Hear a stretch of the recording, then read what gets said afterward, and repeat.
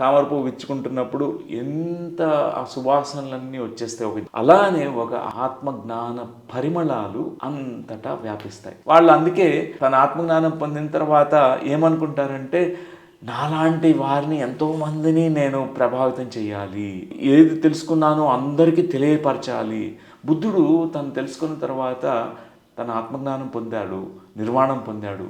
కానీ వెంటనే తను బాడీ వెకేట్ చేయలేదు. అలా ఉంటూ అందరికీ నేర్పించారు. వాళ్ళ మిత్రుల దగ్గరికి వెళ్ళి నేను ఇది తెలుసుకున్నాను, ఈ శ్వాస మీద ధ్యాస, ఆనాపానసతి ధ్యానం తెలుసుకున్నాను.